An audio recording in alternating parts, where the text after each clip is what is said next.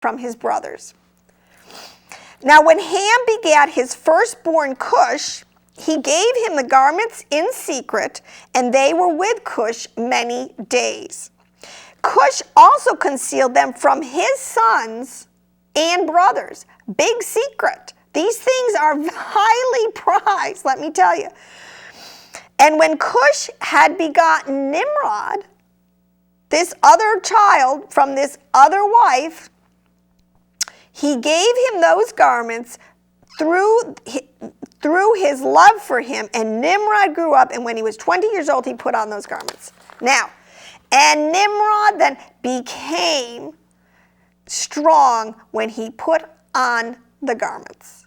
And God gave him might, and God, and I'm sorry, some of these times these translations, I'll tell you a little secret now what I believe, they're not always referring to the Lord God. You know, there's a God of this world. Now Ham, with his behavior right now, he ain't listening to the Lord God.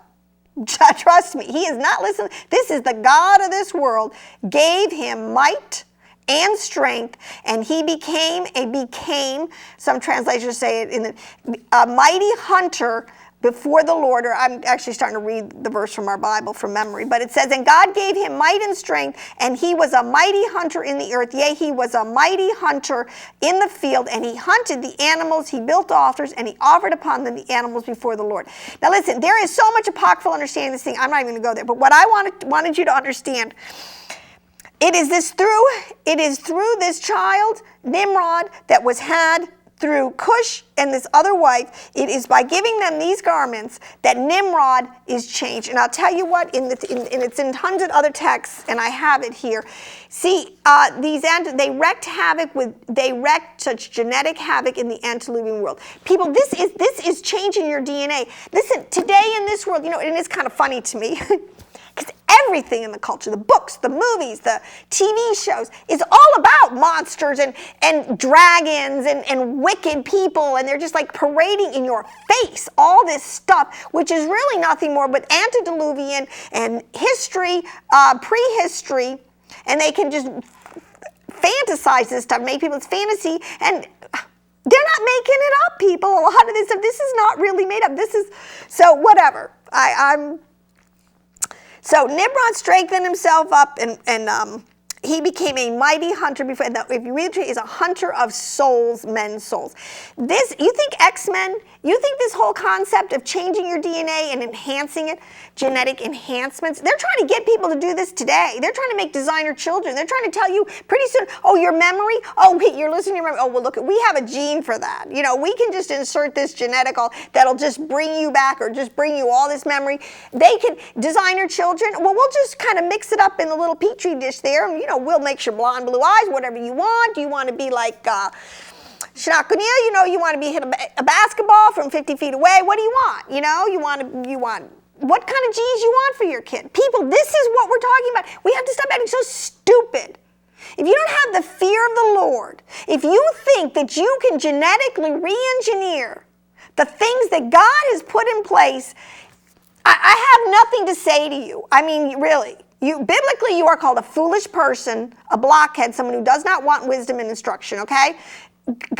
He made everything fine. Things within a species, we know this can be strengthened or changed, you know, but altering things between genos, is totally forbidden by the Lord, but it's been going on. And it's been creating monsters, and I'll tell you what, this has been our problem from day one. Okay, but that's enough of Jasher. I want to read you two other things here. Because see, it isn't just Cush, Nimrod. See, and this is the story this is Isis and Osiris and Isis. They're unpacking these things. Hercules and Shem. These people lived. Let me just read this because I rail so much. This is from Josephus. A couple little points here, because if you think I'm making this stuff up, I got news for you. This is from Josephus. Now, all the writers of barbarian histories make mention of this flood. What flood? The flood of Noah, and of his ark, among whom is Berosus, the Chaldean. I've heard so many people quote Berosus these days. It's coming out, a major historian. For when he is describing the circumstances of the flood, he goes on to say, it is said that there is still some part of this ship in Armenia. Aren't we saying that today? People are saying, oh, it's on Mount Ararat in Armenia, at the mountain. Okay, then another guy, Hieronymus, the Egyptian also, who wrote the Phoenician antiquities, and Manasseh, and a great many more make mention of the same. The flood was known in the ancient times, people. This is not, don't think it's a fantasy. They're just trying to tell you that. Nay, Nicholas of Damascus, in his 96th book, hath a particular relation about them when he speaks thus. And he goes on and talks about the mountain in Armenia, where it is reported that many who fled at the time of the deluge were saved, and that one who carried the ark, okay? Now, here's some more Josephus. Now, when Noah had lived 350 years after the flood, right? And all that time happily. See, they lived in peace. Initially, the brothers and the repopulation was going fine, and they were obeying Torah again. God laid it all out. Noah took, I've done shows on this to show that this Torah understanding of how these people were to behave in God's creation, what given to Adam, has been going forward. When he got to Moses, what God did is he switched it up a little bit. Instead of, or what he did with Abraham, what the story is that instead of just giving it through a certain bloodline, a family, he said, numbers game, I'm just going to create a whole nation. I'm just going to create a whole nation of people who are all going to get it at once on Mount Sinai. They heard all the covenants of the Lord and they signed on to it. Okay? And the rest is history, what happened to that. And the biggest lie, this is the biggest, I'm just going to say this for free, because the biggest lie and why the elect is going to be, most of the people I know today are deceived because they don't understand about the two houses of Israel, and that America and Britain and the Western nations and the islands of the sea and all the places in the world is Israel. Is biblical house of Israel seed people. That's a fact. People, don't tell me it's Armstrongism or it's British-Israeli racism, whatever. It has been so unpacked and researched by reputable people today. It's in the history. So I want to read you some of these histories that you can access online. So Noah, he died happily. But let no one, upon comparing the lives of the ancients with our lives, this is Josephus living in 2000, okay, or 4000, and with a few years which we now live, think that we have said of them is false. Don't think they didn't live the 930 years. Or make the shortness of our lives at present an argument that neither did they attain to so long a duration of life. For those ancients, and I don't want to read all that part, but I want to go back to have afforded, okay,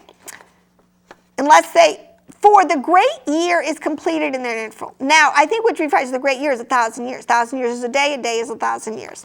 Now, both among the Greeks and barbarians, for even Manetho, who wrote the Egyptian history, and Bezoros, I quote, who collected the Chaldean monuments, and Mochus and Hezekiah, and besides these, Hieronymus, the Egyptian, and those who composed the Phoenician history, agree to what I say. Hesiod also, and Hecataeus, and Helionicus, and Archelaus, I don't know who these people are, and besides these, Ephorus and Nicolaus relate that the ancients lived 1,000 years. But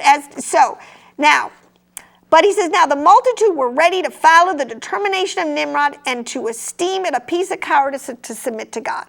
So all of a sudden you have this mighty man, this new X-Man, woo, and he's the next prototype of the next Antichrist. What are we going to call him? The man of lawlessness is coming right out of this line of these people. Now, and if that weren't bad enough, that's Nimrod. But this is where it gets even more interesting, how the world so quickly became so, again, truth thrown to the ground. And it'd be like, because after Noah with the boys, they knew the storyline.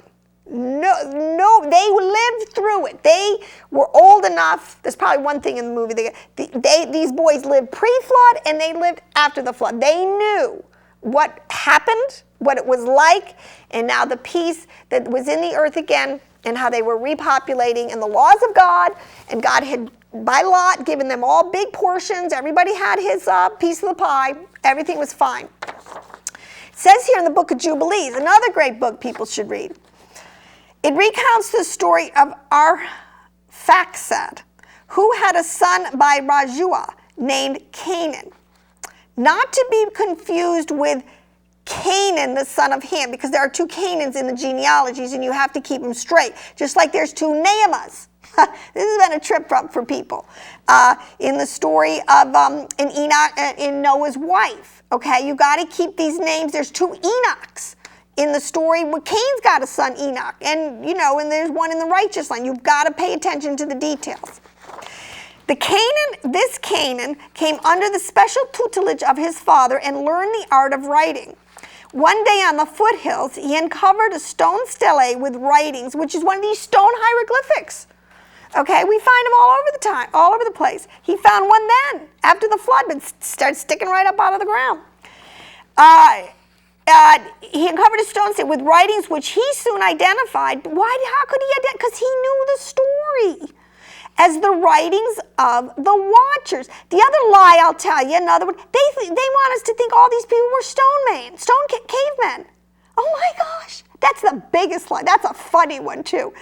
No, I don't think people who build pyramids and things like that are cavemen, okay? No, the intelligence, it says here, I shouldn't go back to this, but I didn't read it, but this is what Josephus says, and the good use they made of the brilliancy of these people. They had good brains, they had good genetics, and they had good food, and they lived a long time. Okay? They made use of it in astronomical and geometrical discoveries. These people were brilliant. Okay. I got to get through some of this stuff. He soon identified as the writings of the Watchers, the fallen angels who wreaked such havoc in the antediluvian world. These writings included the astrology of the sun and the moon and the stars and all the signs of heaven. Canaan hid these writings from the knowledge of Noah. This seems to be a pattern going on. Not everybody wants to let loose of this fallen angel. There's still an evil inclination in these people. But passed these secret mysteries to his son Kesed, and then to his son the builder of the city of of the Chaldees. Remember, Abraham was from the Chaldees. It was who transported this information to the new mystery religion of the Chaldeans and was the first to sculpt molten images for worship. The formation of idol worship was started by the father of the Chaldeans. And I will tell you, the Chaldeans, he's the earliest series, they were descendants of Shem. I mean, it's all across the board. You can't pick on Ham and his descendants only, even though they were pretty... with the genetic manipulation, it's pretty clear that Nimrod and his little X-Men thing started back then again. Now, I want to just stop all that for a minute because I just got to tell you people, you're going to be deceived. Unless you just start getting your life very simple, spending every single minute you have left getting oil in your lamp, which is getting true wisdom and understanding. God has got it there for us, everything we need to know. Now, I have another thing, because why is this important? One of the things is, I finally ate my first pomegranate this fall. They're great fruits. All right, okay, so I don't know how you can see this. I want you to see this. Because another one of my whole little folders, I have these little folders, is on pomegranates. Because, because I'm trying to unlock, really what happened in the garden, right? And the fruit that Eve ate, the fruit, well, they say it's an apple. I mean, please, it's not an apple, okay? And it's not even... But what it is, the pomegranate is the one fruit, parabolic fruit, people. It's not a real fruit. It's not a real apple shade or a real pomegranate. It's a parable. So it's the pomegranate that is the fruit that is the best example of this parable. But so on Facebook the other day, somebody posted a video on how you cut these things. So just as a little lesson, this is just thrown in. You cut it like a pumpkin. You carve out the top. See, I did this in the round. You carve the top off, okay? And you put that aside. And then you can quarter it. There's these little sections, almost like a grapefruit. They're there. They're not too distinct, but they're there. You see it. And you can cut these little sections down. And you can pry it open, and you can eat all these little seeds. But this is what I want to tell you. It's the seed. See the pump? See how this thing is loaded? Remember I did a video. You got to go back to my videos. It's all in the word seed. to unlock the mysteries of life and the mysteries of the Torah, you've got to understand the word seed. All life is in the seed. In the seed are the codes. In every single one of these little seeds is everything needed for this little thing to become a huge, great, big pomegranate tree again. See, God this is why you don't go messing around with putting together different species, because we're not God, and this is what we're reaping today. One of the curses we're reaping is because we've just been playing around with things we shouldn't have been playing around with, and we have really made a mess of things. And we have not been, I got to throw this into, we have not been keeping the Jubilees, which has been, and the Shemitahs, which has been giving the land rest, and the land is just, it's rebelling. You have to understand these are deep principles. You got to stop pretending it's a little Sunday school story. There is so much science, physics, and everything else in these deep concepts. Oh my gosh. But what I want to tell you is these seeds, okay. Eve, I don't want to impact the whole thing, but what Satan got a hold of, the pomegranate. Okay, the other thing is the pomegranates were on the fruit, on the temple walls. This is one of the major things, the symbols, the parabolic, they put palm leaves, the palm tree, the pomegranate. I can't remember some of the other things, but 5 or 6 motifs all over the temple all the time, repeatedly. And one of them was the pomegranate. Because see, this is it. Inside a woman's ovum, you got to have an egg, and you got to have a sperm to come together to make a zygote. And God took the DNA, this is how it works, the DNA, the code that's going to make a human being is split 50-50, and I think it's 24 and 24 chromosomes in the male and 24 in the woman. They come together, they make a perfect 48. And that makes a little zygote, which is a seed, which that can go on to make a new human being. You got no messing around with that. But anyways, this is loaded with seeds. They say there are something like, I don't know, and I've got 230,000 or million, I could be totally wrong, eggs in a woman's ovum, okay? Now what I want to tell you is this is what happened. Satan got a hold, consider this to be this fruit. Let's see if I can put this thing back together. This fruit, okay, that she ate of, this was like giving Satan, they're really delicious too. And they're so good for you. I mean, come on, people. You can't go wrong with a pomegranate.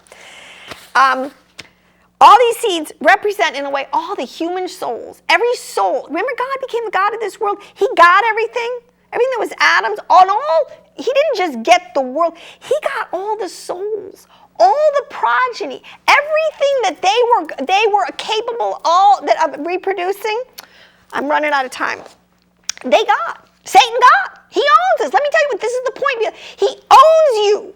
He owns all these little souls, all these little seeds that are born into the world because of this thing. This is the point. He owns them. He got them through Eve. He tricked her. She gave it to him. They ate. Oh my gosh. But all these little souls, represent all the souls that God had made that would have lived with Adam, all their progeny that would have lived forever in this beautiful bliss. That's me. That's you, people. Get this. These little seeds, okay?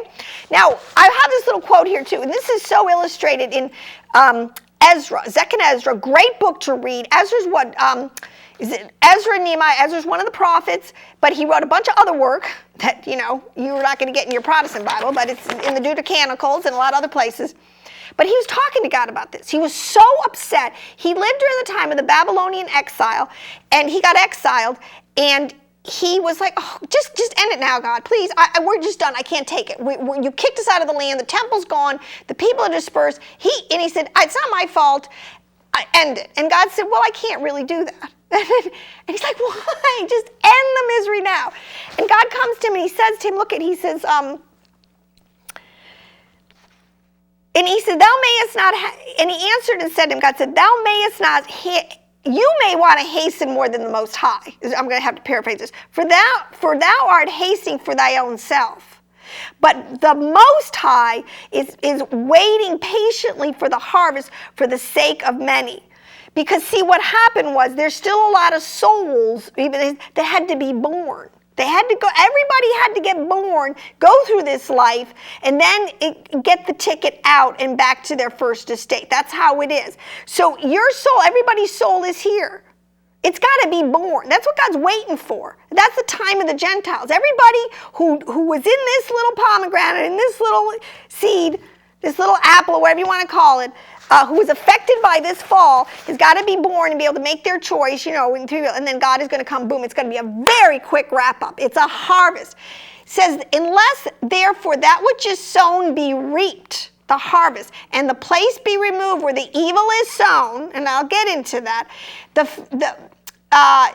the end cannot come, because that one grain of seed of evil was sown in the heart of Adam from the beginning, and how much fruit of ungodliness hath it begotten until now, and shall yet beget until the harvest come. Do thou not reckon thine own mind and see how much. So in other words, he's saying, look, I know. Now, this is the point. He says, and he answered and said to me, go and ask the woman who is pregnant if when she completed her 9 months, the womb can still hold the birth within her. And I said, Lord, it cannot. So this is where we are. The birth pains have been all around us. That baby's been pregnant, but boom, the baby's coming. It's over. Either you get your seed figured out and straight with the Lord, or it's toast for all eternity. I didn't write the book. God bless you. I love you. Shalom in Yahushua's name. He is only peace comes through him.